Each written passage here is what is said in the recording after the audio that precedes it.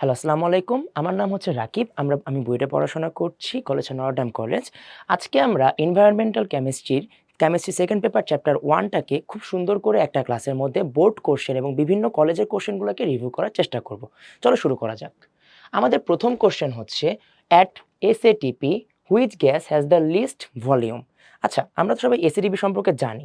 এসএটিপি মানে কোন টেম্পারেচারকে বোঝানো হয়? SATP equals to temperature 25 degree centigrade, যেখানে প্রেসার থাকে 1 বার অর 100 কিলোপ্যাসকেল। আমাদেরকে বলা হয়েছে which gas has the least volume, তার মানে আমাদের সবচেয়ে কম ভলিউম কোনটাতে হবে। যেহেতু এখানে আর কোনো ইনফরমেশন দেওয়া নেই, আমরা কি জানি? এসএটিপি, টেম্পারেচার জানি, প্রেসার জানি, আমাদের ভিটা বের করতে হবে। সো ভিটা কিন্তু আমাদের জন্য আননোন। ভিপিটি এই সবগুলোকে একটা ইকুয়েশন আনার জন্য আমরা আইডিয়াল গ্যাস ইকুয়েশনকে ইউজ করব, যার ইকুয়েশনটা ছিল এটা এরকম: PV is equals to n R T. আমি যদি পিটাকে আরটাকে আর টিটাকে কনস্ট্যান্ট চিন্তা করে নেই, তাহলে হোয়েন পি আর T constant, V is equivalent to N. তার মানে যখন আমাদের পি আর টি কনস্ট্যান্ট, তখন আমাদের ভলিউমটা এন অর মলিকিউলার নাম্বারের প্রপোর্শনেট হবে। এই মলিকিউলার নাম্বারটাকে আমরা চিন্তা করতে পারি V is equivalent to M divided by M. উপরের এম দ্বারা আমরা গিভেন মাসকে চিন্তা করব, আর নিচের এম দ্বারা চিন্তা করব হচ্ছে মলিকিউলার মাস। সো আমি যদি গিভেন মাস, প্রত্যেকটার জন্য যদি গিভেন মাসকে আমি কনস্ট্যান্ট ধরে নেই, বা প্রত্যেকটার জন্য গিভেন মাস যদি ফিক্স ধরে নেই, তাহলে আমার এই ভিটা আসছে হোয়েন এম কনস্ট্যান্ট। আমরা চিন্তা করতে পারি V is equivalent to 1 divided by M. তার মানে যার জন্য আমার মলিকিউলার মাসটা অ্যান্ড আমাদের ভলিউমটা হচ্ছে একে অপরের প্রপোর্শনেট হবে। মলিকুলার মাস আর ভলিউমটা প্রপোর্শন, যার মানে যার মলিকুলার মাস বেশি হবে তার ভলিউম কি হবে? কম হবে। আর যার মলিকুলার মাস কম হবে তার ভলিউমটা কি হবে? বেশি হবে। তাহলে আমি চিন্তা করতে পারি এইটার মলিকুলার মাস, আমরা জানি কার্বন ডাই অক্সাইড এর মলিকুলার মাস, কার্বন হচ্ছে 12 আর অক্সিজেন কত? 16 into 2 is equals two 32। So 12 plus 16 into 2 মানে 32, একত্রে হয়ে যাচ্ছে হচ্ছে 44। এরপরে অক্সিজেন কত? 16 ইন্টু 2 মানে হচ্ছে 32। এরপর অ্যামোনিয়া কত? নাইট্রোজেনের জন্য হচ্ছে 14, আর হাইড্রোজেনের জন্য কত হবে? 3। সো 14 প্লাস 3 হচ্ছে 17। আর নাইট্রোজেন গ্যাস 14 ইন্টু 2 তার মানে হচ্ছে 28। আমরা দেখতে পাচ্ছি এই চারটার মধ্যে সবথেকে বেশি ভলিউম বা মলিকুলার মাস সবচেয়ে বেশি হচ্ছে কার্বন ডাই অক্সাইডের। যার মলিকুলার মাস সবথেকে বেশি হবে তার ভলিউম কি সবচেয়ে কম হওয়া উচিত, কারণ এটা কি ইনভার্সলি প্রপোর্শনেট আকারে আছে। সো যার মলিকুলার মাস বেশি তার ভলিউম হচ্ছে কম, আর যার মলিকুলার মাস কম তার ভলিউমটা কি হবে? বেশি হবে। সেখানে অ্যান্সারটা কি হবে? চারটার মধ্যে আমরা দেখতেই পাচ্ছি সবথেকে মলিকুলার মাস কার বেশি? কার্বন ডাই অক্সাইডের বেশি। তার মানে ভলিউমটা কি হবে? সবচেয়ে কম হবে। আমরা এখান থেকে কিন্তু ভলিউমের একটা ক্রম ও সিরিজ বা তৈরি করে ফেলতে পারি। কিরকম? যার ভলিউম সবচেয়ে কম, যার মলিকুলার মাস সবচেয়ে বেশি, তার ভলিউম কি হবে? সবচেয়ে কম হবে। এরপরে দেখতে পাচ্ছি আমরা কার্বন ডাই অক্সাইডের পর নাইট্রোজেন। সো নাইট্রোজেনের ভলিউমটা, কার্বন ডাই অক্সাইড পর অক্সিজেন আছে। সো অক্সিজেন 32 আছে। সো ভলিউমটা হবে হচ্ছে অক্সিজেনের কার্বন ডাই অক্সাইড থেকে বেশি। এরপরে কে আছে? নাইট্রোজেন আছে। So V of nitrogen. আর সব থেকে পরে হবে হচ্ছে ammonia. So V of ammonia. আমরা কিন্তু এখান থেকে একটা ভলিউমের একটা সিরিজও তৈরি করে ফেলতে পারছি। তার মানে মনে রাখবো, যদি আমাদের এই জিনিসগুলো কনস্ট্যান্ট থাকে, তাহলে আমাদের যে কোনো একটা কোশ্চেনে, বোর্ড কোশ্চেনে জিনিসটা প্রচুর আসে, আমাদের যেই জিনিসটা কনস্ট্যান্ট থাকবে সেই জিনিসটাকে আমরা হচ্ছে কনস্ট্যান্ট ধরে বিভিন্ন ইকুয়েশনের মধ্যে রিলেশন ক্রিয়েট করতে হয়। যেমন আমরা এখানে দেখতে পাচ্ছি V is equivalent to 1 divided by M. So এখান থেকে আমরা বলতে পারছি যার ভলিউম কম তার মলিকুলার মাস বেশি, যার ভলিউম বেশি তার মলিকুলার মাস হচ্ছে কম। আশা করি আমরা সবাই এটা বুঝতে পেরেছি। চলো পরবর্তী কোশ্চেনে যাই। আমাদের এখানে বলা হয়েছে if the volume of a gas in 25 degree centigrade. আমি এটাকে চিন্তা করলাম হচ্ছে একটা ইনফরমেশন আমি দাগিয়ে ফেললাম। অ্যান্ড টেম্পারেচার দেওয়া আছে, সো এটাকে T1 চিন্তা করলাম। অ্যান্ড প্রেশার দেওয়া আছে, প্রেশারটাকে আমরা হচ্ছে P1 চিন্তা করলাম।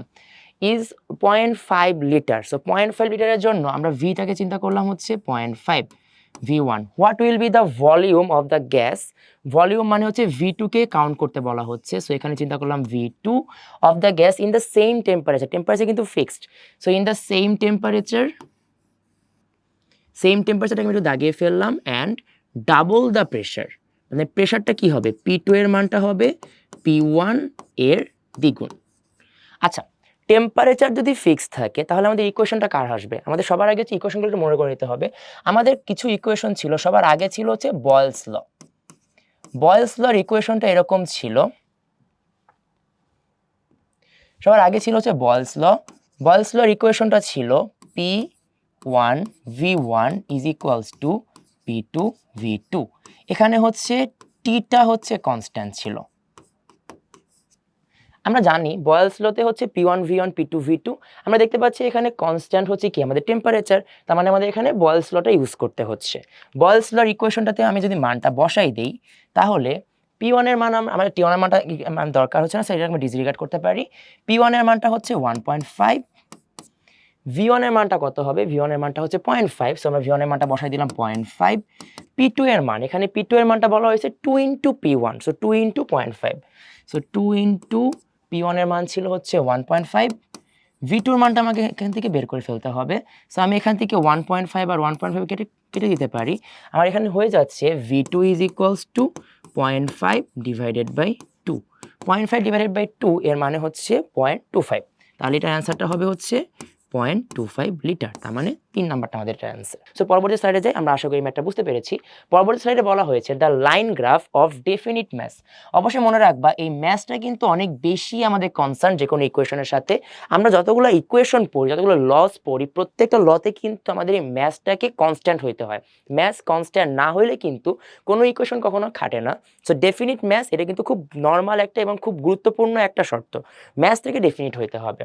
আচ্ছা, বলা হয়েছে definite maths which relates volume, so V, and pressure যাকে বলা হবে P at constant temperature. Constant temperature মানে হচ্ছে পি কনস্ট্যান্ট। একটু আগে আমরা দেখে এসেছি কনস্ট্যান্ট টেম্পারেচারের ইকুয়েশনটা ছিল হচ্ছে বয়েলস ল।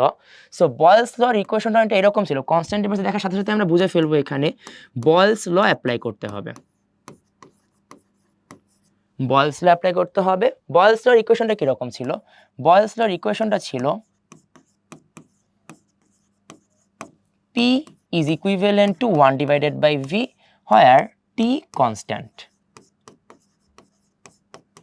সো আমরা খুব ইজিলি যদি মানগুলোকে বসিয়ে ফেলি, মানগুলোকে যদি এখানে বসিয়ে দিই, প্রথমত যেটা করতে হবে এখানে এই প্রপোর্শনের সাইনটাকে তুলে দিতে হবে।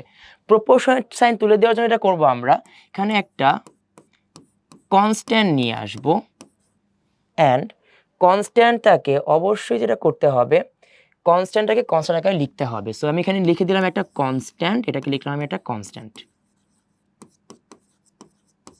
পরবর্তী স্টেপে আমরা একটা গ্রাফ আঁকার ট্রাই করব। আমি একটা গ্রাফ আঁকলাম, খুব র্যান্ডমলি একটা গ্রাফ, এখানে কোনো মাপঝোঁক কোনো দরকার নেই। আমরা গ্রাফটাকে আঁকার পর যেটা দেখতে পাচ্ছি আমাদের দরকার হচ্ছে পি অ্যান্ড ভি। সো আমি যেটা করব পি অ্যান্ড ভি কে নিয়ে একটা গ্রাফ আঁকার ট্রাই করব। দেখতে পাচ্ছি আমরা পি আছে হচ্ছে এই পাশে, মানে ইকুয়েশন এই পাশে, এটাকে আমি হচ্ছে এখানে লিখে দিলাম পি অ্যান্ড এখানে লিখে দিলাম ভি। এই পিটাকে আমি যদি ওয়াই আকারে লিখি আর এই ভিটাকে যদি আমি এক্স আকারে লিখি তাহলে আমার ইকুয়েশনটা কীরকম দাঁড়াচ্ছে? ইকুয়েশনটা দাঁড়াচ্ছে ওয়াই ইজ ইকুয়ালস টু এই কনস্ট্যান্ট মিনস হচ্ছে এম, আর 1/v জায়গায় লিখে দেবো আমি 1/x। তার মানে ইকুয়েশনটা আমার দাঁড়াবে হচ্ছে X Y is equals to M.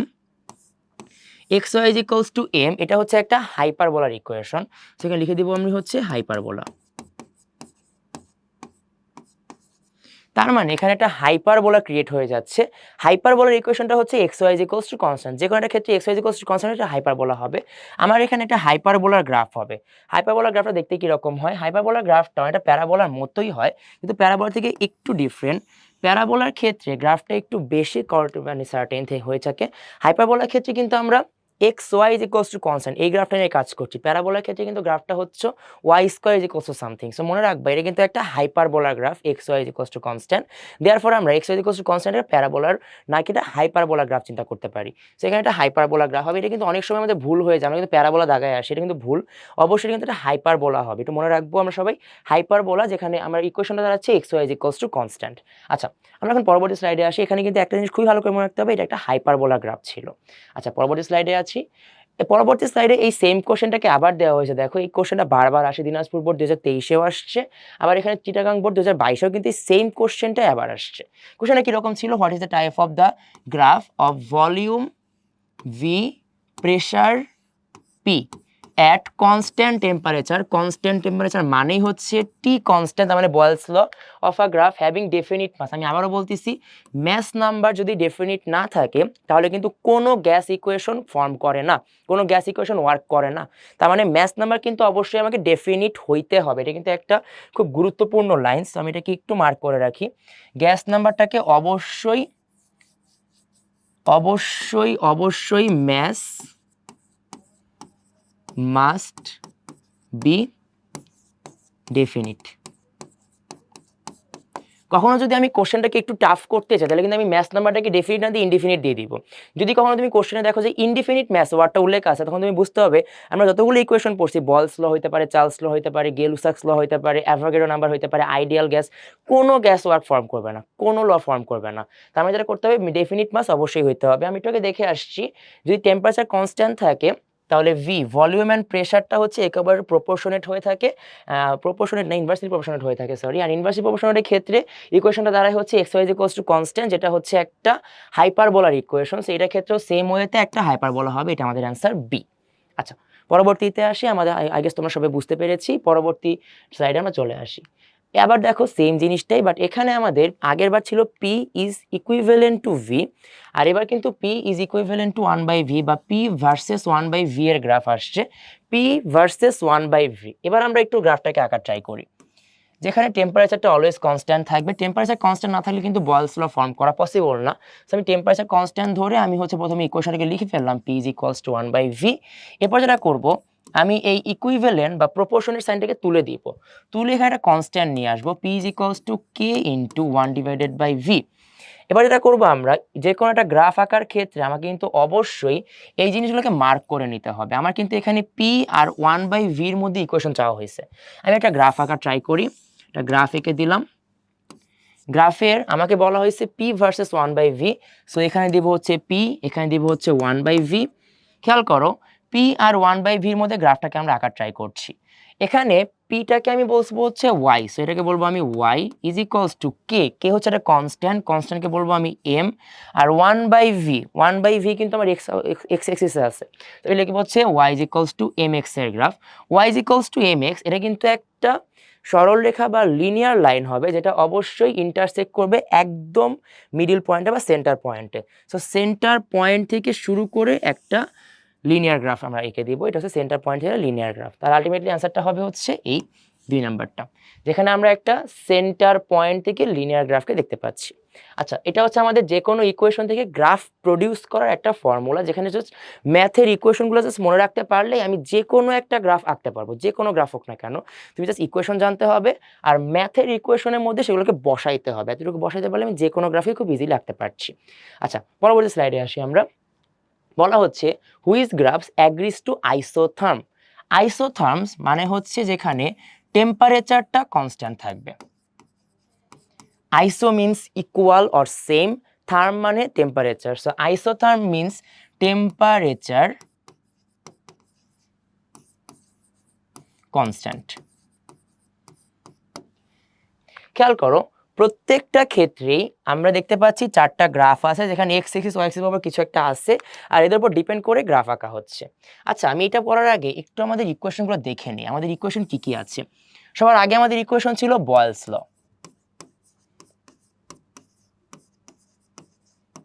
যেখানে আমাদের ছিল পি বা pressure is proportionate to 1/v, and এখানে ছিল টি কনস্ট্যান্ট। এরপর ছিল Charles law,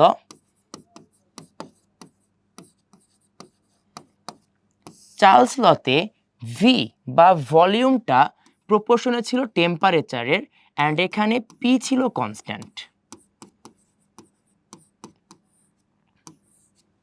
and therefore comes Gay Lussac's ল।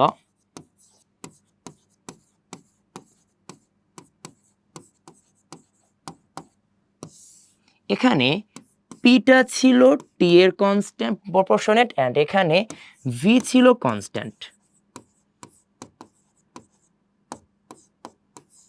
আচ্ছা, যেহেতু আমরা দেখতে পাচ্ছি তিনটা ক্ষেত্রে কিন্তু কিছু না কিছু কনস্ট্যান্ট থাকতে হবে। সো আমাদের এখানে কনস্ট্যান্ট হচ্ছে temperature constant. So temperature constant means এখানে বয়েলস ল ফর্ম করতে হবে। বয়েলস ল ফর্ম করে দেখি, ভি অ্যান্ড 1/p, তার মানে এখানে ভি আর 1/p চেঞ্জ হচ্ছে। যদি ভি আর 1/p চেঞ্জ থাকে তাহলে কি টি কনস্ট্যান্ট, তার মানে এখানে কিন্তু টি কনস্ট্যান্ট হচ্ছে। সিমিলারলি দেখো এখানে কিন্তু টিটা চেঞ্জ হচ্ছে, কারণ দেখো টি কিন্তু এখানে চেঞ্জ হয়ে যাচ্ছে। এখানে দেখো টি আছে, সো টি চেঞ্জ হচ্ছে। এই তিনটার মধ্যে কিন্তু এইটাই শুধুমাত্র বয়েলস ল ফর্ম করতে পারে।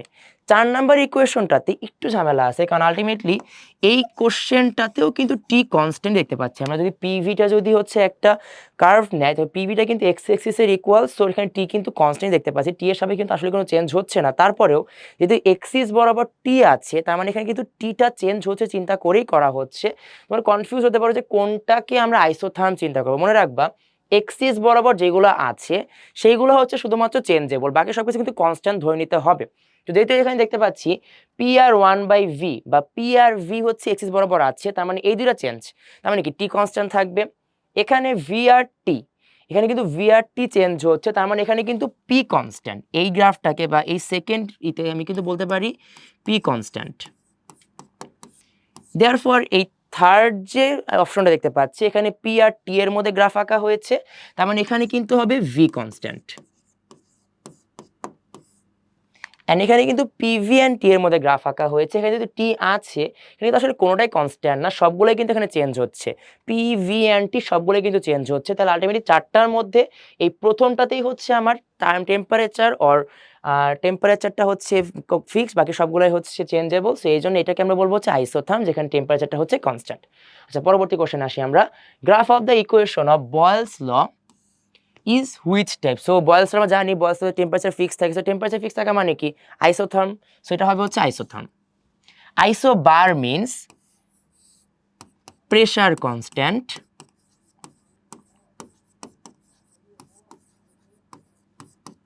দেয়ারফর আইসোকোর মিন্স, আইসোকোর, এই কোর ওয়ার্ডটা আসছে ভলিউম থেকে, সো আমি এখানে বলতে পারি ভলিউম কনস্ট্যান্ট। অ্যান্ড আইসোমোল, আইসোমোল বলতে আমরা বলতে পারি এখানে মোল নাম্বার কনস্ট্যান্ট। এই আইসোবার এই ইকুয়েশনটা কার সাথে মিলছে দেখো তো, পি কনস্ট্যান্ট, তার মানে V is equivalent to T, তার মানে এখানে হচ্ছে V is equivalent to T. আর ভি ইজ ইকুইভ্যালেন্ট টু টিটা কার ইকুয়েশন, কার ইকুয়েশনটা এটা আমরা জানি চার্লসের ইকুয়েশন, সেটা হবে হচ্ছে চার্লস ল। সিমিলারলি আইসোকোর, আইসোকোর মানে কি ভলিউম কনস্ট্যান্ট, তার মানে কি এখানে প্রেসার আর টেম্পারেচারের মধ্যে চেঞ্জ হচ্ছে। So pressure is equivalent two temperature, এটা কার ইকুয়েশন ছিল, এটা ছিল হচ্ছে গেলুসাকের ইকুয়েশন। সো এটা হচ্ছে গেলুসাক। আর এইটা আইসোমোল বলে কোনো ইকুয়েশন আমাদের জানা নেই, সো এটা আসলে আমাদের খুব একটা জানা লাগে না। সো এই তিনটা ইকুয়েশন দিয়ে হয়ে যায়। আর প্রথমটা ছিল হচ্ছে যেহেতু আইসোথার্ম, সো টেম্পারেচার কনস্ট্যান্ট, যেটা হবে হচ্ছে বয়েলস ল। এটা হচ্ছে আমাদের একটা বেশ গুরুত্বপূর্ণ অংশ, এখান থেকে প্রতি বছরই প্রায় কোশ্চেন আসে আমাদের বোর্ড পরীক্ষায়। সেটাকে ভালো করে জানতে হবে কোন ইকুয়েশনটাতে কোন জিনিসটা কনস্ট্যান্ট ছিল এবং তার নামটা কি ছিল। আচ্ছা, পরবর্তী কোশ্চেন চলে আসি। At what pressure, at constant pressure if the volume of oxygen gas at 0 degree centigrade temperature, oxygen gas তার মানে এখানে এমটা বলতে পারি 32, অ্যান্ড অক্সিজেন গ্যাস টেম্পারেচারটা দেওয়া আছে T1 এর মান দেওয়া আছে 0 degree centigrade, is 3.5। So V1 এর মানটা হচ্ছে 3.5 litre. The volume of the gas at 20 degree centigrade, তার মানে এখানে আমাকে V2টা বের করতে হবে, যেখানে টেম্পারেচারটা চেঞ্জ হচ্ছে। সো T2টা হচ্ছে চেঞ্জ হচ্ছে, আমাকে এখানে হচ্ছে V2টা বের করতে হবে। আমি দেখতে পাচ্ছি এখানে কনস্ট্যান্ট প্রেসার, সো পি যদি কনস্ট্যান্ট হয়, আমরা জানি পি কনস্ট্যান্ট হওয়া মানে এটা কার ইকুয়েশন, পি কনস্ট্যান্ট হওয়া মানে এখানে হচ্ছে চার্লসের ইকুয়েশনটা ইউজ হবে। এখানে V is equivalent to T, তার মানে হচ্ছে কি ভি ইজ ইকুইভ্যালেন্ট টু টি, কিংবা আমি এটাকে লিখতে পারি হচ্ছে V2/V1 is equals two T2/T1। এবার যেটা করবো আমরা এখানে মানগুলোকে ইনক্লুড করে দিব। সো আমি এখানে মানগুলোকে লিখে দিব। V2 এর মান আমি এটা জানি না, V1 এর মান হচ্ছে 3.5, T1 আর T2 আমার কিন্তু এখানে সেন্টিগ্রেডের মানগুলো ছিল, সেলসিয়াসের মান কিন্তু কখনো ইনক্লুড করা হয় না, আমরা কিন্তু মানগুলোকে অলওয়েজ কেলভিনে নিয়ে কাজ করি। সো T1 এর মানটা কত হবে? T1 এর মানটা 0 ডিগ্রি সেন্টিগ্রেড দেওয়া আছে। সো 0 ডিগ্রি সেন্টিগ্রেডকে আমি 20 দ্বারা 273 যোগ করে দিব। সো 273 অ্যাড করে দিলে হবে 273 কেলভিন। সিমিলার ওয়েতে T2 এর মানটা হবে 20 ডিগ্রি সেন্টিগ্রেড, যার সঙ্গে আমি 273 অ্যাড করলে তৈরি হবে 293 কেলভিন। সো আলটিমেটলি এই মানটাকে এখন এখানে বসিয়ে দিব। এখানে T2 এর মান হচ্ছে 293, T1 এর মান হচ্ছে 273। এখন আমরা এটাকে যদি ক্যালকুলেশন করি, 293 ডিভাইডেড বাই 273 ইন্টু 3.5, তাহলে আমাদের অ্যান্সারটা আসছে 3.75 বা 3.76 এর মতো। সো V2 এর মানটা হবে 3.76 লিটার। তাহলে এখানে অ্যান্সারটা হবে হচ্ছে এ। এটা হচ্ছে আমাদের অ্যান্সার। আমরা সবাই বুঝতে পেরেছি। জাস্ট আমাকে ইকুয়েশন দেখে আগে বুঝতে হবে যে ইকুয়েশনটা কার, কোশ্চেনের উপর ডিপেন্ড করে কার ইকুয়েশন, এবং সেই ইকুয়েশনে আমার কি কি দরকার মানগুলোকে জাস্ট লিখে তারপরে এই মানগুলোর উপর ডিপেন্ডেন্ট খুব ইজিলি আমরা হচ্ছে একটা সূত্র বানিয়ে ফেলতে পারবো, অ্যান্ড সেখানে মান বসাই দিলেই খুব ইজিলি আমাদের অ্যান্সারটা চলে আসবে। আমরা সবাই বুঝতে পেরেছি আশা করি। আমরা এখন পরের কোশ্চেনে চলে আসি। এটা ভিকারুননিসার একটা ভিকারুননিসার একটা কোশ্চেন আর কি। কোশ্চেনটা খুব ইজি ছিল। কোশ্চেনটা বলা হয়েছে at constant pressure. Constant pressure ওয়ার্ডটা শুনলে আমরা বুঝতে পারছি এটা কার ইকুয়েশন হওয়া উচিত। কনস্ট্যান্ট প্রেশার তার মানে P constant, V is equivalent to T, তার মানে চার্লস ল। আমি এখানে লিখে ফেললাম। কনস্ট্যান্ট প্রেশার ওয়ার্ডটা দেখার সঙ্গে সঙ্গে বুঝতে পারছি এখানে হবে হচ্ছে Charles law. The graph of T versus P. So T versus V বা ভি ভার্সেস টি কিন্তু সেম জিনিসই হচ্ছে এখানে, ভি ভার্সেস টি একই জিনিসই হবে। আমি যদি এখন এটাকে একটা ইকুয়েশনের মধ্যে বসানোর ট্রাই করি, এখানে দিলাম টি, এখানে দিলাম হচ্ছে ভি, তাহলে আমি বলতে পারি এই টি যেহেতু দেওয়া হয়েছে, আমি যদি এখানে এভাবে লিখি T is equivalent to V বা T is equals to K V. আমি এখানে যেটা করবো সবার আগে এক্স অ্যান্ড ওয়াই এক্সিসের মানগুলোকে বসাই ফেলবো, যেহেতু এটা ওয়াই বরাবর আছে। ইজ ইকুয়ালস টু কনস্ট্যান্ট, কনস্ট্যান্টকে আমি বলবো হচ্ছে এক্স এম, অ্যান্ড এটাকে বলবো হচ্ছে X. Y is equals to M X এর graph. Y is equals to M X এর গ্রাফটা কীরকম হবে? একটা ইন্টারসেক্ট, যেটা সেন্টারকে ইন্টারসেক্ট করবে, এরকম একটা লিনিয়ার গ্রাফ হবে। সেটা লিনিয়ার গ্রাফ এঁকে দিব সেন্টারকে ইন্টারসেক্ট করে। তার মানে হ্যাঁ, একটা লিনিয়ার গ্রাফ অথবা একটা straight line passing through the origin, origin বা সেন্টারকে পাস করে একটা লিনিয়ার গ্রাফ হবে আমাদের এটা। আচ্ছা সবাই এটা বুঝতে পেরেছি। গ্রাফটা খুবই ইজি ছিল। তুমি যদি জাস্ট ইকুয়েশনটা জানো অ্যান্ড ওয়াই এম এক্স এই মানগুলোকে বসাতে পারো, খুব ইজিলি তুমি যে কোনো গ্রাফ আঁকতে পারবো। আচ্ছা শুরু করি আমার পরবর্তীটা। Which one is the absolute zero temperature? Absolute zero temperature দ্বারা কি বোঝানো হয়?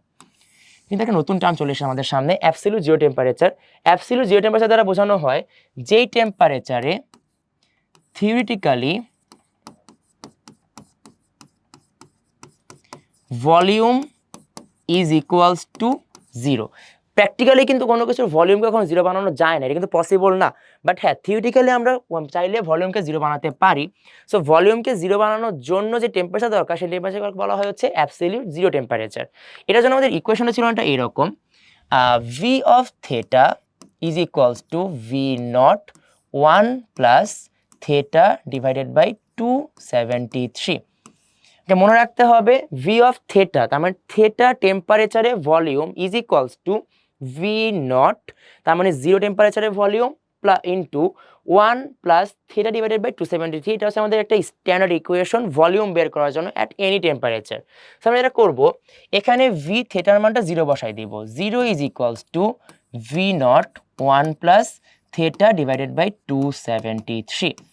এখান থেকে যদি আমি ভি নটের মানটাকে এবার সেখানে ডিভাইড করে দিই, থাকছে 1 plus theta divided by 273 is equals to 0। Therefore theta divided by 273 is equals to -1 বা থেটা ইজ ইকুয়ালস টু -273।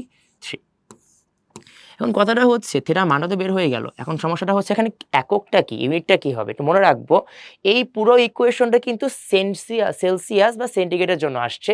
তো এটা কিন্তু হচ্ছে সেলসিয়াস ইউনিট। তার মানে থিটার মানটা হবে -273 ডিগ্রি সেন্টিগ্রেড। মানে এই 4 নাম্বারটা হবে হচ্ছে অ্যান্সার।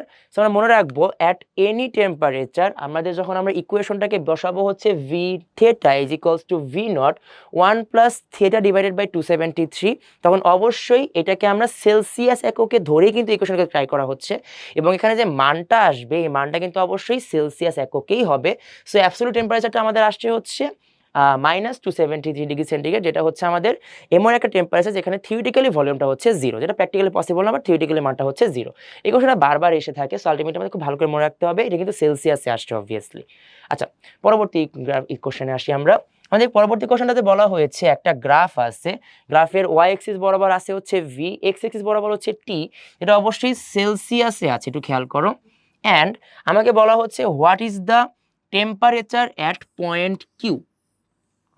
আমি দেখতে পাচ্ছি এখানে কিন্তু কিউ পয়েন্ট একদম অরিজিন বরাবর আছে।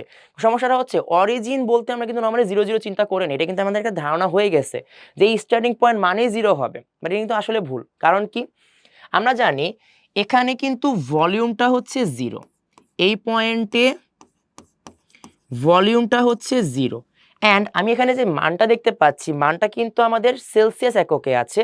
সো সেলসিয়াস ইউনিটে কিন্তু মানটা কখন 0 হয়, আমি একটু আগে দেখে এসেছি সেলসিয়াসে ভলিউম কখন 0 হবে, যখন টেম্পারেচার থাকে -273 ডিগ্রি সেন্টিগ্রেড। তার মানে এখানে অবশ্যই আমাদের একটা গ্রাফ এরকম ছিল। এই পয়েন্টটাকে চিন্তা করো, যদি এখানে আমি কেলভিন স্কেলে নিয়ে কাজ করতাম টেম্পারেচারটাকে, তাহলে কিন্তু আমি যেটা করতে পারতাম কেলভিন স্কেলে নিয়ে কাজ করলে কিন্তু এই পয়েন্টটাকে আমি 0ই চিন্তা করতে পারতাম। কিন্তু আমার কিন্তু এখানে কেলভিন না সেলসিয়াসে নিয়ে কাজ করা হচ্ছে। সেলসিয়াসে নিয়ে কাজ করলে কিন্তু আমরা জানি অ্যাবসলিউট জিরো টেম্পারেচার মানে কত হচ্ছে -273 ডিগ্রি সেন্টিগ্রেড। তার মানে আলটিমেটলি এই কিউ পয়েন্টের টেম্পারেচার হবে হচ্ছে -273 ডিগ্রি সেন্টিগ্রেড। আচ্ছা, সবাই আমি এটা বুঝতে পেরেছি। একটু মনে রাখবো কেলভিন হলে কিন্তু আলটিমেটলি 0 দিয়ে পাস করাতে পারতাম 0,0, বাট যেহেতু এটা কেলভিন না সেলসিয়াস স্কেলে, তাই মানটা হবে হচ্ছে -273,0। তার মানে এখানে হচ্ছে টেম্পারেচার থাকবে -273 ডিগ্রি সেন্টিগ্রেড অ্যান্ড ভলিউম থাকবে হচ্ছে 0। এটা হচ্ছে আমাদের absolute temperature in Celsius, and কেলভিনও হবে হচ্ছে 0 টেম্পারেচার। আচ্ছা, পরবর্তী ইকুয়েশন আসছে which law of gas does the graph follow. So ultimately গ্যাসের অনেকগুলো রুলের মধ্যে কারটা ফলো করতে হবে। তার মানে প্রথমে বুঝতে পারতেছি যেহেতু রুলগুলো লগুলো দেওয়া আছে এখানে, তার মানে কি ম্যাথ অবশ্যই কনস্ট্যান্ট হইতে হবে।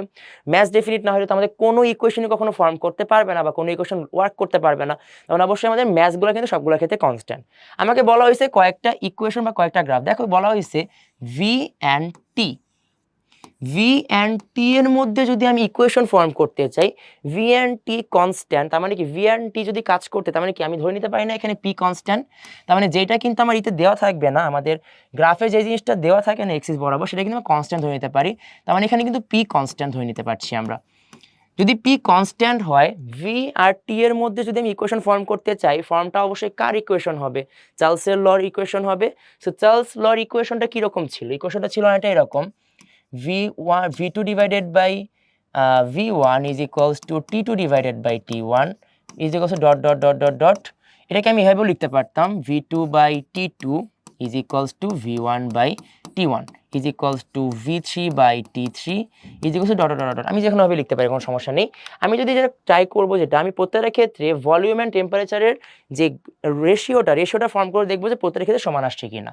আমি যদি এই পয়েন্টটাকে চিন্তা করি 4 and 100, so 4 divided by 100, এটার রেশিওটা কত আসছে 4 divided by 100 মানে 1 divided by 25 হবে আশা করি। সো 4 divided by 100, হ্যাঁ 1 divided by 25, আমি দেখতে পাচ্ছি 4 ডিভাইডেড বাই 100 করলে 1 ডিভাইডেড বাই 25। আমি যদি সেকেন্ড পয়েন্টটাকে নিয়ে চিন্তা করি, সেকেন্ড পয়েন্টে কি ছিল 8 ডিভাইডেড বাই এই পয়েন্টে কত ছিল 200। সো 200 জন্য কত হবে 200, 8 ডিভাইডেড বাই 200 করলেও কিন্তু আলটিমেটলি আগেরটাই চলে আসছে। 8 ডিভাইডেড বাই 200 করলেও 1 ডিভাইডেড বাই 25ই আসছে। আমি যদি সিমিলার ওয়েতে এর পরের পয়েন্টটাকে নিয়েও কাজ করি 12 divided by 300, so 12 divided by 300, সেই মানটাও কিন্তু আলটিমেটলি 12 ডিভাইডেড বাই 300 করলে 1 ডিভাইডেড বাই 25ই আসছে। তাহলে দেখো প্রত্যেকটা ক্ষেত্রে কিন্তু রেশিওটা সেম। ভি আর টির রেশিও যদি প্রত্যেক ক্ষেত্রে সেম থাকে, তাহলে আমার কার ইকুয়েশন সলভ করা উচিত, অবশ্যই চার্লসের ল। দেয়ারফর এটা হচ্ছে চার্লস ল। অ্যান্ড এই ইকুয়েশনটা হচ্ছে চার্লসের লর জন্য প্রযোজ্য হবে। যদি বয়েলস ল হইতো তাহলে কি হইতো, আমাদের টেম্পারেচার ফিক্স থাকতো। গেলুসাকের ল হইলে কি হইতো, ভলিউম ফিক্স থাকতো। আর এটার ক্ষেত্রে চার্লসের ল, এই জন্য আমাদের এখানে কনস্ট্যান্ট হচ্ছে আমাদের প্রেশার। আর ইকুয়েশনে কিন্তু প্রত্যেকটা পয়েন্টে আমরা দেখতে পাচ্ছি যে রেশিও v/t টা সেম ছিল।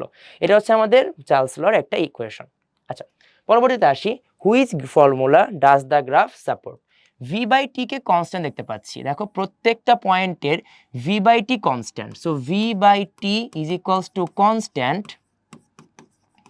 এই গ্রাফটা কার হবে আমরা একটু আগে দেখে আসছি। v/t কনস্ট্যান্টটা কার গ্রাফ ছিল, চার্লসের গ্রাফ ছিল, সেখানে কার গ্রাফ হবে, চার্লসের গ্রাফ হবে। সো আলটিমেটলি v/t কনস্ট্যান্ট মানেই হচ্ছে এখানে চার্লসের একটা গ্রাফ, যেখানে প্রত্যেকটা ক্ষেত্রে v/t এর মানটা কিন্তু ফিক্স। দেখো v/t এর মানটা কিন্তু কখনো চেঞ্জ হচ্ছে না, t চেঞ্জ হচ্ছে, বাট v/t এই মানটা কিন্তু কনস্ট্যান্ট থেকে যাচ্ছে। t এর একটা y এক্সিস এর প্যারালাল একটা গ্রাফ দেখতে পাচ্ছি, x এর প্যারালাল গ্রাফ। আচ্ছা, পরবর্তীতে আসি, answer the following question based on the stimulus p and v। আমরা দেখতে পাচ্ছি এখানে একটা হাইপারবোলা গ্রাফ আছে, সেটাকে লিখে দিলাম আমরা হাইপারবোলা। v1/p এটা হচ্ছে একটা লিনিয়ার গ্রাফ, v1/p pv, তার মানে এই দুইটাই কিন্তু আমাদের হচ্ছে Boyle's law. and v equivalent to t বা b is proportionate to t, যেখানে p কনস্ট্যান্ট, এটা কিন্তু আমাদের চার্লস ল। তাহলে এখানে লিখে দিলাম আমরা চার্লস ল। তাহলে যেটা হবে, এখানে বলা হচ্ছে hyperbolic line is isotherm, yes Boyle's law. Boyle's law কি টেম্পারেচার ফিক্স থাকে, তার মানে আইসোথার্ম হবে, ঠিক আছে। 1 and 2 ফলোস বয়েলস ল, হ্যাঁ এখানে বয়েলস ল হবে। 3 গ্রাফস রিপ্রেজেন্ট আইডিয়াল গ্যাস, হ্যাঁ আইডিয়াল গ্যাসের ক্ষেত্রে তো আমাদের সবগুলো প্রযোজ্য, রিয়েল গ্যাসের ক্ষেত্রে এই সূত্রগুলো প্রযোজ্য না। তাহলে আলটিমেটলি এখানে তিনটা সূত্রই হচ্ছে, তার মানে আমাদের তিনটাই কারেক্ট, এজন্য ডি নাম্বারটা আমাদের অ্যান্সার হবে। পরবর্তীতে আসি আমরা, আমাদের এই আগেরটাই আবার চলে এসেছে, which is the combined expression of line 1 and 2। Line 1 and 2 মানে কোনটা হবে, লাইন 1 and 2 মিলে তো আলটিমেটলি, বা এক্সপ্রেশন 1 and 2 মিলে তো আলটিমেটলি আমার বয়েলস ল ফর্ম করতেছে। বয়েলস লর ক্ষেত্রে কি v1 nRT, এটা কোনো ইকুয়েশন না, এটা কোনো হতে পারে না। p1 v1 p2 v2, হ্যাঁ এটা একটা ইকুয়েশন, এটা আমাদের বয়েলস লরই ইকুয়েশন। সো এটা কিন্তু আলটিমেটলি আমাদের অ্যান্সারটা হতে পারে, এটা হচ্ছে Boyle's law. therefore pv is equals to kT, না এটা আইডিয়াল গ্যাস ইকুয়েশন ছিল, এটা হবে না। এন্ড এটা কিন্তু কম্বাইন্ড ইকুয়েশন ছিল সবার, বয়েলস ল এন্ড চার্লস প্রত্যেকের জন্য, বয়েলস চার্লস গেলুসাক প্রত্যেকের মিলে কিন্তু আলটিমেটলি এটা ছিল। বাট এখানে কিন্তু ভুল দেওয়া আছে, p1 t1 হবে না, p1 v1 হবে। সো আলটিমেটলি ওটা কিন্তু আমাদের যাওয়ার দরকার নেই, কারণ আমাদের বয়েলস ল কিন্তু পেয়ে গেছি p1 v1 p2 v2। সবাই বুঝতে পেরেছি আশা করি, খুবই ইজি একটা কোশ্চেন ছিল। কোশ্চেনে জাস্ট আমার গ্রাফগুলো বুঝতে পারলে কিন্তু খুব ইজিলি আমরা কোশ্চেনগুলো অ্যান্সার করে ফেলতে পারছি। পরবর্তীতে আসি, দ্য ইকুয়েশন অফ গেলুসাক। আমরা আগেই বলেছি গেলুসাকের ক্ষেত্রে কি কনস্ট্যান্ট ছিল, গেলুসাকের ক্ষেত্রে হচ্ছে p is equivalent to t, যেখানে হচ্ছে v কনস্ট্যান্ট।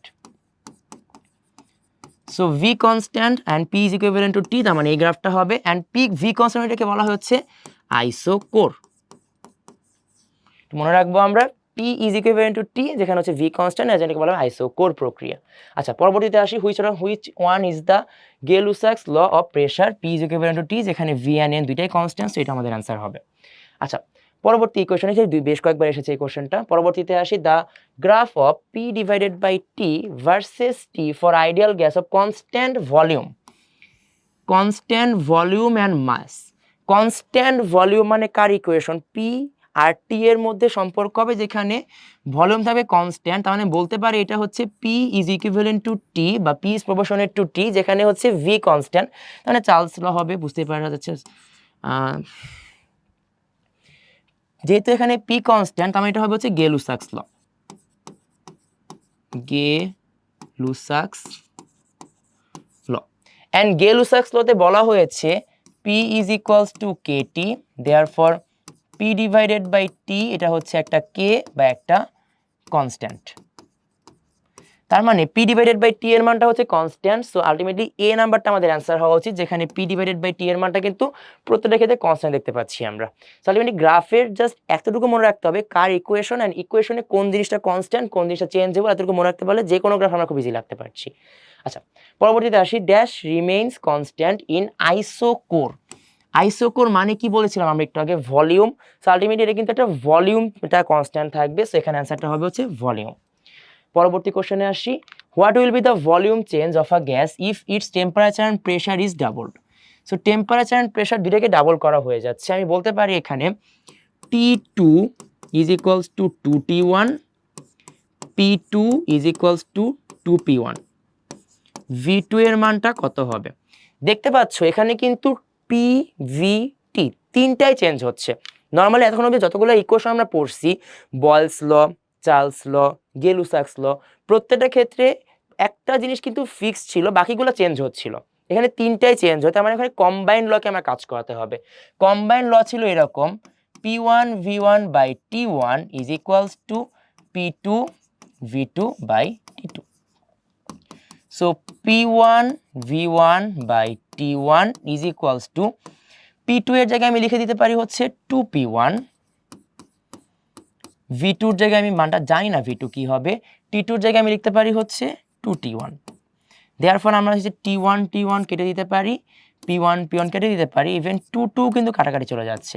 তাহলে থাকছে হচ্ছে এখানে V2 is equals to V1। যেহেতু V2 আর V1 এর মানটা সেম, তাহলে আলটিমেটলি কিন্তু কোনো চেঞ্জ হচ্ছে না, এই জন্য অ্যান্সারটা হবে হচ্ছে নো চেঞ্জ। তাহলে আলটিমেটলি খুব ইজি, দেখো আমরা কিন্তু মানগুলোকে বসাই ক্যালকুলেশন করে খুব ইজিলি বের করে ফেলতে পারছি সম্পর্কটা কীরকম হওয়া উচিত। আচ্ছা, পরবর্তী কোশ্চেনে যাই, তোমরা সবাই বুঝতে পেরেছো এটা আশা করি। If the volume of a gas in STP is 500 বা 500 milliliter, what will be the volume of that gas in 740 mm mercury pressure and temperature of 25 degree centigrade? আমাকে বলা হয়েছে এসটিপি শুনলে কিন্তু কিছুদিন আমাদের মাথায় চলে আসে, যেমন এখানে V1টা দিয়ে দিয়েছে, সো V1টাকে আমি রেখে দিলাম এখানে V2 এর মানটা দিয়ে দিয়েছে, এখানে সরি এটা V2 না, V2 নিচেরটা হবে, এখানে আমাদের দিয়ে দেওয়া আছে হচ্ছে P2, আমাকে হচ্ছে T2 এর মানটা বলে দিছে, আমাকে এখানে V2 এর মানটা বের করতে হবে। সো আমি এখানে যদি মানগুলো কি করে নিই, সবার আগে তো এসটিপি নিয়ে কথাবার্তা বলে নিই। এসটিপি মানে হচ্ছে স্ট্যান্ডার্ড টেম্পারেচার অ্যান্ড প্রেশার, যেখানে টেম্পারেচার থাকবে হচ্ছে 0 ডিগ্রি সেন্টিগ্রেড বা 273 কেলভিন অ্যান্ড প্রেশার থাকবে 1 atm or 760 millimetre mercury. So দেখতে পাচ্ছি এখানে কিন্তু আমাদের প্রেশারটা আর টেম্পারেচারটা কিন্তু ফিক্স থাকবে, ভি এর মানটা চেঞ্জ হচ্ছে। আমি এটাকে বলতে পারি হচ্ছে T1, এটাকে বলতে পারি P1, V1 এর মানটা দেওয়া আছে, P2 এর মানটা আমাদের দেওয়া আছে, T2 এর মানটা দেওয়া আছে, V2 এর মানটা বের করতে বলছে। খুবই ইজি, জাস্ট মানগুলো বসাই দিলেই হয়ে যাচ্ছে। আমি একটু সময় মানগুলো বসাই দিব। P1 V1 by T1 is equals to P2 V2 by T2। So খুব ইজিলি মানগুলো আমি এখানে লিখে ফেলি। P1 এর মানটা কত হয়ে যাচ্ছে, P1 এর মানটা দেওয়া আছে হচ্ছে 760, V1 এর মানটা দেওয়া আছে 500 ml। আমার বথ সাইডের ইউনিট সেম থাকলেই হবে, এটা নিয়ে কোনো সমস্যা নেই, জাস্ট টেম্পারেচার ইউনিটটা অলওয়েজ কেলভিনে নিয়ে কাজ করতে হবে। এছাড়া বথ সাইডে P1 P2 V1 V2 এর ইউনিট নিয়ে কখনো আমাদের কোনো টেনশন করা লাগবে না, শুধুমাত্র আমাদের একটা কাজ করতে হবে, ইউনিটগুলোকে P1 P2 ইউনিট সেম রাখলেই হবে, V1 V2 ইউনিট সেম রাখলেই হবে, T1 T2 unit always kelvin নিয়ে কাজ করতে হবে। সো এখানে একটু মনে রাখবো আমরা, এখানে কিন্তু অলওয়েজ T1 এর যে ইউনিটটা, এটা কিন্তু অবশ্যই অলওয়েজ কেলভিন নিয়ে কাজ করবে, যার মানটা হবে হচ্ছে 273। এটাকে একটু সুন্দর করে লিখি তোমরা, এটাকে আমি লিখতে পারি হচ্ছে 273 কেলভিন। সেখানে মানটা এখানে লিখে দিলাম 273 ইজ ইকুয়ালস টু P2 এর মান দেওয়া আছে 740, V2 এর মান আমি জানি না, T2 25 ডিগ্রি সেন্টিগ্রেড, তার মানে হচ্ছে 298 কেলভিন। সো এখানে মানটা হচ্ছে 298। দেয়ারফর আমরা V2 এর মানটা খুব ইজিলি এখান থেকে বের করে ফেলতে পারছি। আমি একটু ক্যালকুলেশন করে ফেলি এটাকে, 760 into 500 into 298 divided by 273 into 740। So মানটা আসছে আমাদের 560.53 ml। আমাদের মানটা কিন্তু ml এ আসছে, কারণ আমরা কিন্তু এখানে V1 এর ইউনিটটাকে ml এ নিয়ে কাজ করেছিলাম। সো V2 এর মানটা ml এ আসছে, এটাই নিলে মানটা হবে হচ্ছে 0.56। সেটা হচ্ছে আমাদের অ্যান্সার। দেখো খুব ইজি বিষয়টা, just P1 V1 P2 V2 T1 T2 এই মানগুলো জাস্ট এখানে খুব ইজিলি বসাই দিতে পারলেই হবে।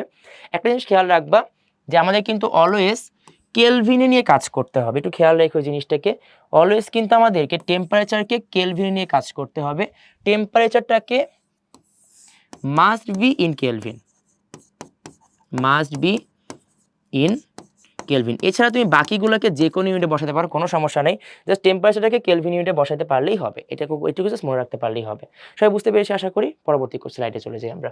আমাদের বলা হয়েছে what is the temperature difference between STP and এসএটিপি। আচ্ছা, এটা করার আগে আমি এখানে কিছু জিনিস একটু বলে নিই, কিছু জিনিস এক্সট্রা করে। যেমন আমাদের সবার আগে এসটিপি নিয়ে কথাবার্তা বলি। এসটিপি মানে হচ্ছে standard temperature and pressure. Standard temperature and pressure, যেখানে টেম্পারেচার থাকবে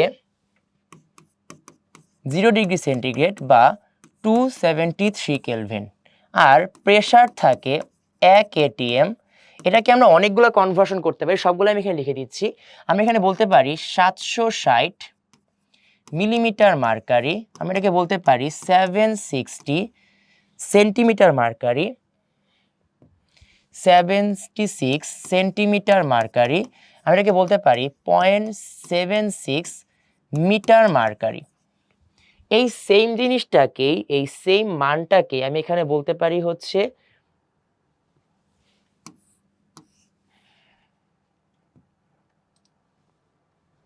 এই সেম জিনিসটাকেই মিলিমিটার মার্কারিকে আমি টরে প্রকাশ করতে পারি। মনে রাখবো 760 মিলিমিটারকে আমরা লিখতে পারি হচ্ছে 760 টর। এটা একটু খেয়াল রাখবো সবাই। 760 মিলিমিটার, তার মানে আমরা বলতে পারি এখানে যে 1 millimeter mercury is equals to 1 torr. 760 millimeter মার্কারিকে আমরা বলতে পারি হচ্ছে 760 টর। এছাড়া আরও কিছু কনভার্সন হতে পারে, যেমন আমরা প্যাসকেলে কনভার্ট করতে পারি। প্যাসকেলের মানটা হবে 1.013 ইন্টু 10⁵ প্যাসকেল। এই মানটা হয়ে যাবে 101.325 কিলো প্যাসকেল। এখানে কিন্তু আমরা মোটামুটি সবগুলো কনভার্সন লিখে ফেলছি। আমরা প্রেসারে যতগুলো মান হইতে পারে এসটিপিতে সবগুলো কিন্তু এখানে লিখে ফেলা ট্রাই করেছি। আচ্ছা, এখানে ভলিউমটা একটু মনে রাখবো। ভলিউমটা হবে হচ্ছে 22.4 লিটার পার মোল। এটা হচ্ছে আমাদের এসটিপিতে সবগুলো ফর্ম। এবার আমরা আসি হচ্ছে এসএটিপিতে। এসএটিপিতে কি হবে? এসএটিপিতে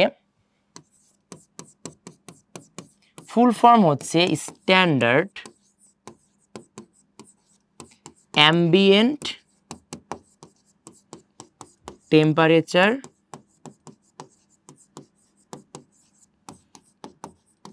অ্যান্ড প্রেশার। এখানে standard ambient temperature and pressure নিয়ে কাজ করা হয়েছে, যেখানে টেম্পারেচার অ্যান্ড প্রেশারগুলো আমাদের মনে রাখতে হবে। প্রথমত টেম্পারেচার মানটা হবে 25 ডিগ্রি সেন্টিগ্রেড বা 298 কেলভিন, অ্যান্ড প্রেশারটা হবে 1 বার অর 100 কিলো প্যাসকেল। এখানে ভলিউমটা হবে 24.789 লিটার পার মোল। সো এইটা হচ্ছে আমাদের এসটিপি আর এসএটিপির ওভারঅল সবগুলো মান। এসটিপিতে মানগুলো কেমন হতে পারে, এসএটিপিতে মানগুলো কেমন হতে পারে, এটা আমাদের একটু মনে রাখতে হবে। এই জিনিসটা মনে রাখতে পারলে আমাদের ফিজিক্সেও কাজে লাগছে, কেমিস্ট্রিতেও কিন্তু ইকুয়ালি কাজে লাগছে। সেটা মনে রাখতে আমাদেরকে সবগুলো মান এখানে লিখে রাখা আছে। এখন আমরা চলো পরবর্তী কোশ্চেনে যাই। আমাদের বলা হয়েছে what is the temperature difference between STP and এসএটিপি। So temperature difference বলতে এসএটিপির মানটা হচ্ছে 25 ডিগ্রি সেন্টিগ্রেড আর এসটিপির মানটা হচ্ছে 0 ডিগ্রি সেন্টিগ্রেড। সো ডিফারেন্সটা কত হবে? 25 মাইনাস 0, সো আলটিমেটলি 25 হবে। আচ্ছা, what is the temperature in kelvin at SATP? 25 degree centigrade, so 298 কেলভিনের মতো আসবে এটা। সো এটা হবে হচ্ছে 298 কেলভিন বা 25 ডিগ্রি সেন্টিগ্রেড। সো এটা হচ্ছে 298 কেলভিন আমাদের অ্যান্সার হবে। পরবর্তীতে the volume of any gas in SATP is 24.789 litre. What is the temperature? এসএটিপির টেম্পারেচারের মানটা কত ছিল? 25 ডিগ্রি সেন্টিগ্রেড। সো আলটিমেটলি এটা আমাদের অ্যান্সার হবে। What is the pressure in এসএটিপি system? দেখো তো কি ছিল এসএটিপি সিস্টেমের প্রেশারটা? 1 বার অর 100 কিলো প্যাসকেল। মনে রাখবো কিন্তু এটা কিন্তু 100 অ্যাটমসফিয়ার না, 100 kilo Pascal. 1 bar or 100 kilo Pascal. সেখানে মানটা কত হবে? অ্যাটমসফিয়ার হবে না, সেন্টিমিটারও হবে না, প্যাসকেলও হবে না, কিলো প্যাসকেল হবে হচ্ছে অ্যান্সার। তার মানে আলটিমেট অ্যান্সারটা কত হবে? 100 কিলো প্যাসকেল। এটা কিন্তু খুব গুরুত্বপূর্ণ একটা এমসিকিউ ছিল। সো আমাদের এইটুকু জাস্ট মনে রাখতে পারলে এখান থেকে আমাদের এমসিকিউ যেমন কাজে লাগছে, আমাদের কিন্তু রিটেনও প্রচণ্ড পরিমাণে কাজে লাগবে। সেটা খুব ভালো করে মনে রাখতে হবে আমাদেরকে। পরবর্তী স্লাইডে বলা হয়েছে কনজুগেট বেস বের করো এসিড থেকে। তার মানে কি করতে হবে আমাকে? এসিড থেকে একটা H+কে বের করে নিয়ে বানাতে হবে হচ্ছে কনজুগেট বেস। এটা আমি সিবি আকারে লিখলাম আর কি, কনজুগেট বেস। আচ্ছা, তাহলে আলটিমেটলি যেটা করব আমি প্রথমে লিখবো হচ্ছে FeH2O6 এখান থেকে একটা H+কে আমি বের করে নিয়ে যাব। খেয়াল করো, অলওয়েজ মনে রাখবো ডান দিক বা বাম দিকের চার্জ নাম্বার কিন্তু সেম হইতে হয়। সো এখানে যদি +3 থাকে, +1কে কিন্তু আমি আলাদা করে নিয়ে গেছি, তাহলে তা কত লাগবে? আর +2 লাগবে।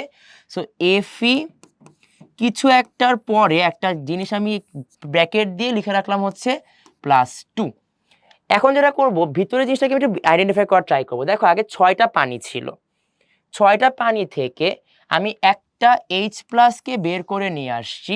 তার মানে যেটা করা হয়েছে এখানে, 6টা পানিকে আমি আগে পানি আর 5টা পানি এভাবে করে লিখে ফেললাম। 6টা পানিকে আমি হচ্ছে পানি আর 5টা পানি আকারে লিখলাম। 6টা পানির মধ্যে এই 5টা পানি কিন্তু অক্ষত রয়ে গেছে, 5টা পানিতে আমি কোনো টাচ করি নাই।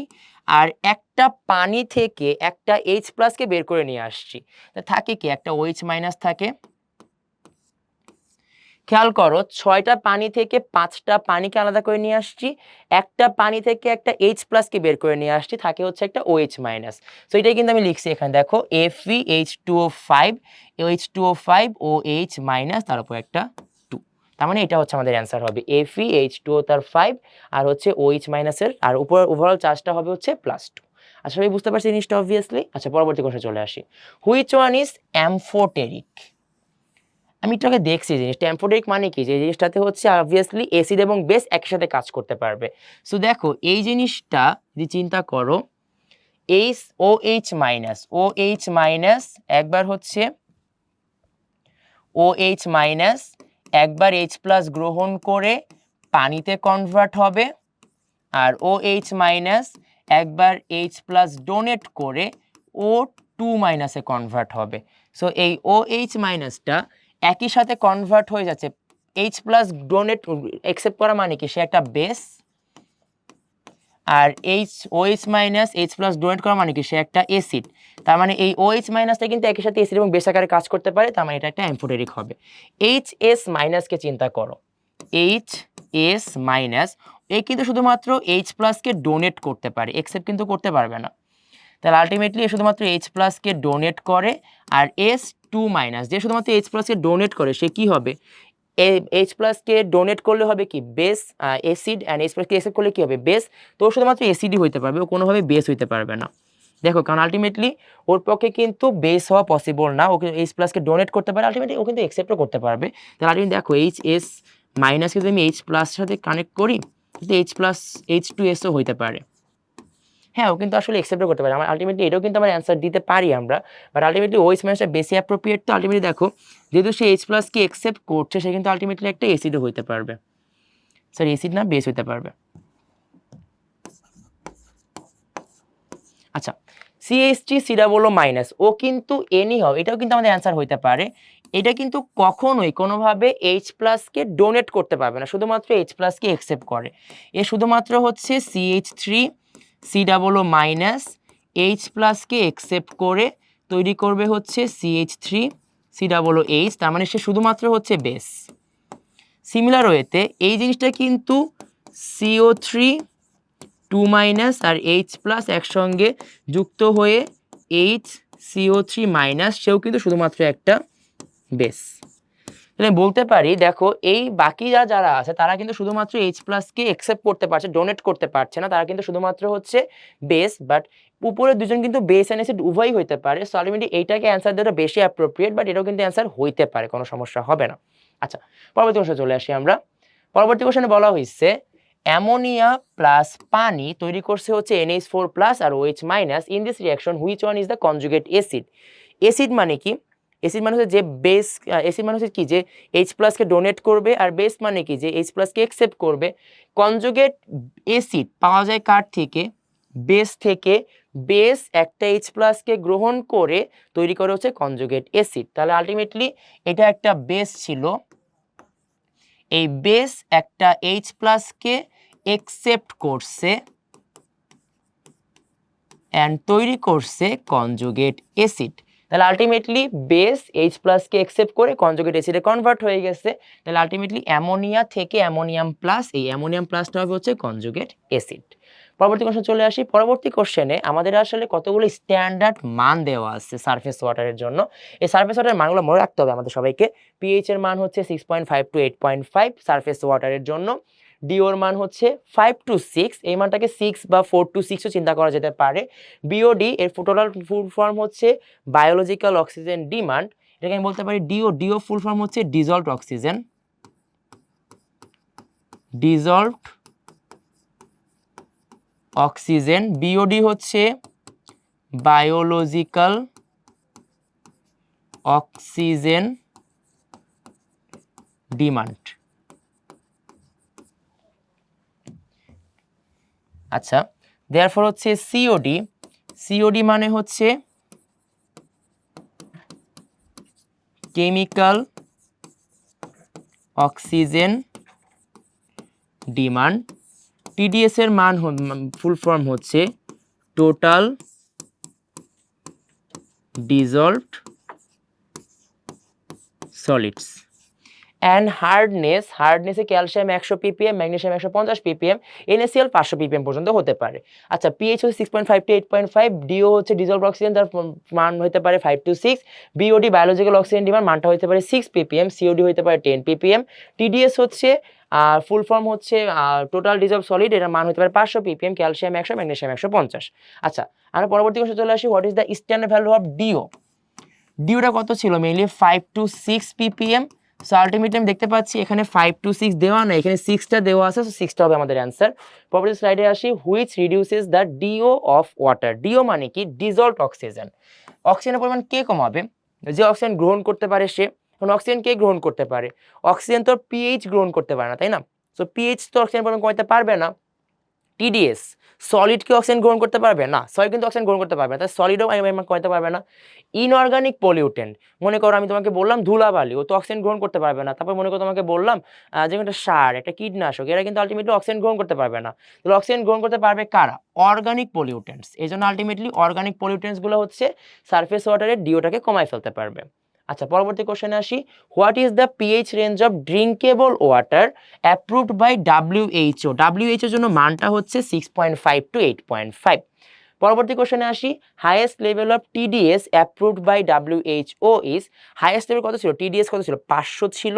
সো টিডিএস এর মানটা হবে হচ্ছে 500 ppm।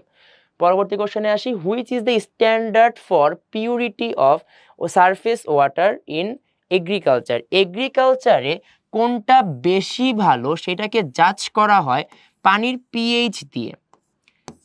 আমাদের যে কোনো এগ্রিকালচারাল কাজের জন্য, এগ্রিকালচার ওয়ার্কের জন্য আমাকে অবশ্যই একটা নির্দিষ্ট পিএইচে কাজ করতে হবে। মনে করেন অনেক হাইয়েস্ট পিএইচে কাজ করে ফেললাম, আলটিমেটলি পুরা বেসিক একটা স্যান্ডের মধ্যে আমরা কাজ করতেছি, বেসিক একটা এরিয়াতে কাজ করতেছি, আমার কিন্তু পুরো জিনিসটাই বা বেশি অ্যাসিডিক বা বেসিক হয়ে গেলে কিন্তু আমার এগ্রিকালচার ওয়ার্কগুলো কখনোই ঠিকমতো ওয়ার্ক করতে পারবে না। এই জন্য এটা করবো আমরা এমন একটা জায়গায় কাজটাকে করব যে জায়গায় পিএইচটা একটা নির্দিষ্ট লিমিটের মধ্যে থাকে। এজন্য সারফেস ওয়াটারের পিএইচটাকে সবচেয়ে বেশি চিন্তা করা হয় এগ্রিকালচারের ক্ষেত্রে। আচ্ছা, পরবর্তী কোশ্চেনে আসি। Which information is not correct? Value of COD, তোমাদের মনে আছে সিওডি মান কত ছিল? ডিও ছিল 4 থেকে 6, বিওডি ছিল 6, আর সিওডি ছিল হচ্ছে 10। Standard value 10 ppm is of sample is higher than BOD হচ্ছে 6 ppm। দেখেই বুঝতে পারতেছি যে সিওডির মান অবভিয়াসলি কি বিওডির থেকে বেশি হওয়া উচিত। তাহলে এটা তো অবশ্যই ভুল না, তাহলে এটা হচ্ছে কারেক্ট। মানে এটা কিন্তু আমি দাগাতে পারবো না। ক্যালসিয়াম ম্যাগনেসিয়াম সল্টস আর ডিজলভড ইন হার্ড ওয়াটার। হ্যাঁ, হার্ড ওয়াটার বা হার্ডনেসের জন্য ক্যালসিয়াম ম্যাগনেসিয়াম সল্টটাই বেশি ইউজ করা হয়, সেটাকে আমি দাগাতে পারতেছি না। According to WHO pH range of drinkable water is 6.5 to 8.5। হ্যাঁ, এটাও কারেক্ট, সেটাকে আমি দাগাতে পারবো না। এই জন্য হচ্ছে dissolved in surface water. Surface ওয়াটারে কখনো অ্যাসিড মিশ্রিত অবস্থা থাকবে না। সো আলটিমেটলি এটা হচ্ছে আমাদের অ্যান্সার ডি। পরবর্তী কোশ্চেন চলে আসি আমরা, which compound is responsible for temporary hardness. মনে রাখবো আমরা টেম্পোরারি হার্ডনেস এটা মেইনলি হয় হচ্ছে বাইকার্বনেট কম্পাউন্ডের জন্য, বাইকার্বনেট তার মানে হচ্ছে HCO3 মাইনাস, এর জন্য হচ্ছে মেইনলি টেম্পোরারি হার্ডনেসটা হয়ে থাকে। সো আমরা জাস্ট দেখবো যে কোনটাতে HCO3 মাইনাসটা আছে, এখানে HCO3 মাইনাসটা আছে, আলটিমেটলি টেম্পোরারি হার্ডনেস হবে হচ্ছে বাইকার্বনেট আয়নের জন্য বা HCO3 মাইনাসের জন্য। পরবর্তীতে responsible for temporary hardness of water, আবারও সেম জিনিস HCO3 minus. So HCO3 minus আছে হচ্ছে এই যে এটাতে দেখতে পাচ্ছি আমরা HCO3 2, সো আলটিমেটলি এটা টেম্পোরারি হার্ডনেসের জন্য responsible. For presence of which salt hardness of water occurs, temporary hardness of water occurs. Temporary hardness আবার সেম জিনিস, HCO3 মাইনাস বা HCO3 মাইনাসটা হবে কার্বনেট আয়ন বা বাইকার্বনেট আয়ন। এখানে হচ্ছে HCO3 মাইনাস আয়নটা হচ্ছে আমার টেম্পোরারি হার্ডনেসের জন্য সবচেয়ে বেশি পরিমাণ দায়ী। পরবর্তী কোশ্চেন চলে আসি, which one is responsible for temporary hardness. দেখো এই একই কোশ্চেন কিন্তু বারবার আসছে। টেম্পোরারি হার্ডনেস জন্য দায়ী হচ্ছে আমাদের HCO3 মাইনাস। অলওয়েজ মনে রাখবো আমরা সবাই যে HCO3 মাইনাস বা বাইকার্বনেট আয়ন কিন্তু সবচেয়ে বেশি রেসপন্সিবল আমাদের টেম্পোরারি হার্ডনেস ফর্ম করার জন্য। পরবর্তী কোশ্চেন চলে আসি, পরবর্তী কোশ্চেন বলা হয়েছে, which of the following processes can't be use to remove permanent hardness of water. Permanent hardness তৈরি করার জন্য, পার্মানেন্ট হার্ডনেসের জন্য কিন্তু কখনোই আমরা বয়লিং করতে পারবো না। বয়লিং করে কিন্তু কখনো পার্মানেন্ট হার্ডনেসকে দূর করা যায় না। পার্মানেন্ট হার্ডনেস কখন হয়? পার্মানেন্ট হার্ডনেসটা মেইনলি হয় for chloride sulphate salt. So chloride and sulphate salt এই জিনিসগুলোকে আমরা কস্টিক সোডা দিয়ে কিন্তু খুব ইজিলি চেঞ্জ করে ফেলতে পারবো। সে তোমাকে বলা হইলো কস্টিক সোডা NaOH, এর সঙ্গে মনে করো ক্যালসিয়াম সালফেট তুমি যোগ করলা, তাহলে কি হবে দেখো তো, Na2SO4 আর ক্যালসিয়াম হাইড্রোক্সাইড। দেখো পার্মানেন্ট যার জন্য দায়ী ছিল সে কিন্তু আলটিমেটলি এখানে ভ্যানিশ হয়ে যাচ্ছে, তার মানে এটা কিন্তু খুব ইজিলি আমরা ইউজ করতে পারবো। সোডিয়াম কার্বনেট ইউজ করবো, addition of sodium carbonate.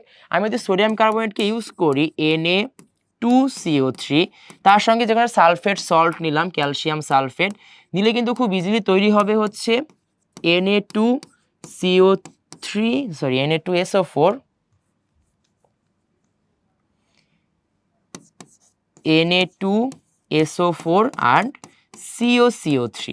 Ultimately ক্যালসিয়ামটাকে change করা আমার মূল উদ্দেশ্য ছিল। সো ক্যালসিয়াম যেহেতু এখানে চেঞ্জ হয়ে যাচ্ছে, ক্যালসিয়ামের হচ্ছে ক্লোরাইড বা সালফেট সল্ট, এটা হচ্ছে আমার পার্মানেন্ট হার্ডনেসের জন্য দায়ী। যেহেতু ক্যালসিয়ামের ক্লোরাইড বা সালফেট সল্টটাকে খুব ইজিলি আমি চেঞ্জ করে ফেলতে পারতেছি, এই দুইটাই কিন্তু আলটিমেটলি অ্যাপ্লিকেবল।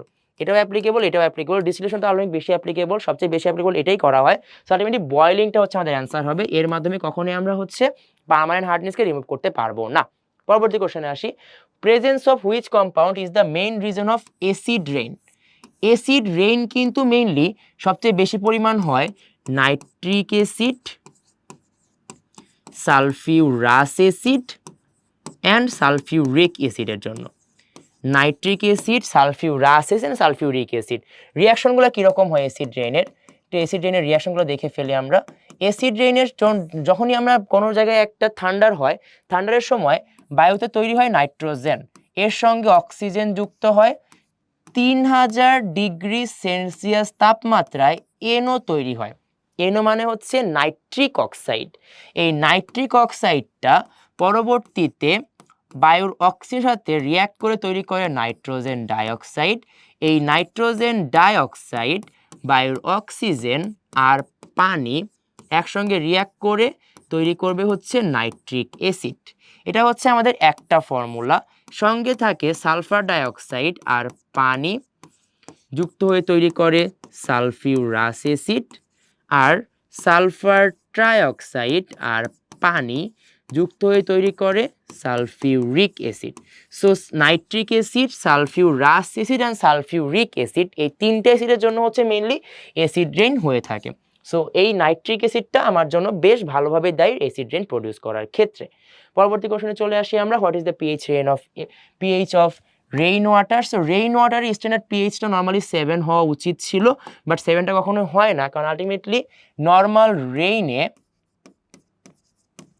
বায়ুর কার্বন ডাই অক্সাইড আর বৃষ্টির পানি একত্রে মিশ্রিত হয়ে তৈরি করে H2CO3। পরবর্তীতে এই H2CO3টা ফর্ম করে 2H প্লাস অ্যান্ড CO3 2 যেহেতু এখানে একটা অ্যাসিডিক ফর্মেশন ক্রিয়েট হয়ে যাচ্ছে, আলটিমেটলি বলতে পারবো যে এটা একটা অ্যাসিড ফর্ম ক্রিয়েট করছে। এই জন্য আমার আলটিমেটলি এই পিএইচ মানটা 7 থেকে কিছুটা কম হবে, মানটা হবে হচ্ছে 6.50। যে কোনো নর্মাল ওয়াটারেও কিন্তু আমার আলটিমেটলি নর্মাল রেইন ওয়াটারেও কিন্তু এই কার্বনিক অ্যাসিড প্রেজেন্ট থাকে। কার্বনিক অ্যাসিডটা অলওয়েজ নর্মাল রেড ওয়াটারের মধ্যে প্রেজেন্ট থাকে, অ্যান্ড কার্বনিক অ্যাসিডটা প্রেজেন্ট থাকা কিন্তু কোনো অ্যাবনর্মাল না, এটা কিন্তু নর্মাল। অ্যাসিড রেইনের জন্য কিন্তু কার্বনিক অ্যাসিড দায়ী না, এর জন্য দায়ী ছিল sulphurous, sulphuric acid, nitric acid. ভালো করে মনে রাখতে পারলেই হবে। আর এই কার্বনিক অ্যাসিডের জন্য পিএইচটা একটু কমবে, 7 থেকে কমে 6.50 হয়ে যাবে। তাহলে আমাদের অ্যাসিড রেইনের জন্য দায়ী হচ্ছে মেইনলি হচ্ছে সালফিউরাস, সালফিউরিক আর নাইট্রিক অ্যাসিড। কার্বনিক অ্যাসিড কিন্তু কোনোভাবেই আমাদের অ্যাসিড রেইনের জন্য দায়ী নয়। আমাদের আজকের স্লাইডে মোটামুটি এই জিনিসগুলোই ছিল। আমরা প্রত্যেকটা জিনিসকে খুব সুন্দর করে কভার করার ট্রাই করেছি। এখানে মেইনলি আমরা প্রত্যেকটা ইকুয়েশন ডিপেন্ড করে যে কোনো ম্যাথ আসতে পারে আমাদের বোর্ড পরীক্ষায়। বিভিন্ন কলেজে যে ম্যাথগুলো খুব বেশি পরিমাণে এসেছে আর কি, সেই কোশ্চেনগুলোকে খুব সুন্দর করে কভার করার ট্রাই করা হয়েছে। আশা করি তোমরা সবাই ম্যাথগুলো বুঝতে পেরেছো। কোনো প্রবলেম হলে অবশ্যই আমাদের জানাবে, আমরা তোমাদেরকে সলভ করে দেওয়ার ট্রাই করব। আমাদের আজকের ক্লাসে খুব জিনিসগুলোকে খুব সুন্দর করে এক্সপ্লেন করার ট্রাই করা হয়েছে। এরপরে যদি তোমার কোনো প্রবলেম হয়, যে কোনো প্রবলেমের জন্য আমাদের উদ্ভাসের পেজে, ফেসবুক পেজে বা উদ্ভাসের ফেসবুক গ্রুপে বা আমাদের ইউটিউব চ্যানেল তোমরা সাবস্ক্রাইব করতে পারো। এই ইউটিউব চ্যানেলের মাধ্যমে তোমরা যে কোনো জিনিসকে খুব ইজিলি খুব সুন্দর করে সলভ করে ফেলতে পারবে, আমি আশা করতে পারছি। আচ্ছা, আজকের ক্লাস আমরা এখানেই শেষ করবো। কারো কোনো প্রবলেম থাকলে অবশ্যই জানাবে, আমরা অবশ্যই সলভ করে দেওয়ার ট্রাই করবো। তোমাদের সাথে দীর্ঘ যাত্রা হবে আশা করি। সবাই ভালো থেকো, সুস্থ থেকো। আসসালামু আলাইকুম।